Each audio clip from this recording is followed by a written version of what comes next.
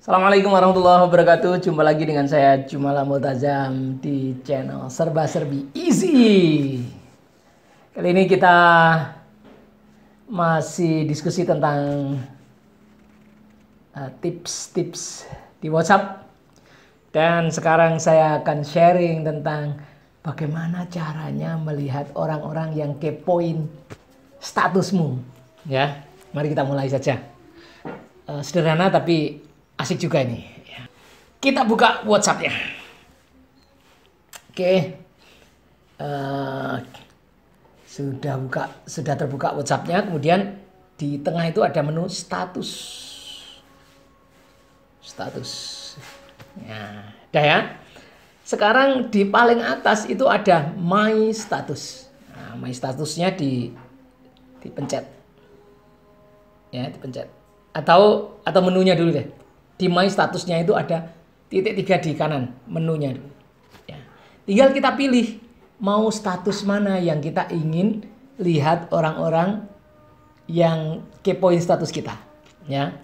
Misalnya status yang paling akhir. Siapa sih yang pada kepengen lihat status saya ya? Kita lihat di status terakhir. Yaitu yang paling atas.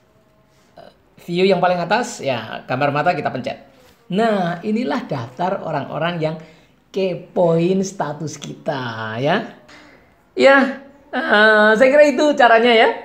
Tak ulangi sekali lagi ya. Jadi kalau kita ingin melihat orang-orang yang melihat status kita, status yang mau kita lihat kita pilih.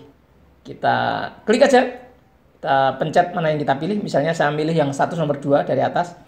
Di bawah itu ada gambar mata dan angka 45. Kita pencet.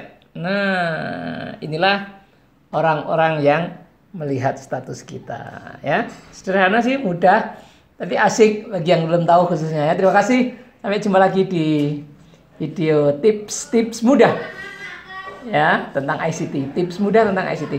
Jangan lupa yang belum subscribe.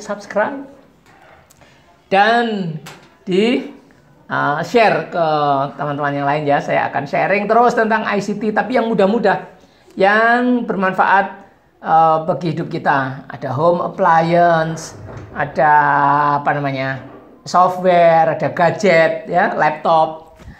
Gitu ya, yang isi-isi saja. Tidak usah yang serius-serius. Thank you, sampai ketemu di video yang akan datang. Assalamualaikum warahmatullahi wabarakatuh.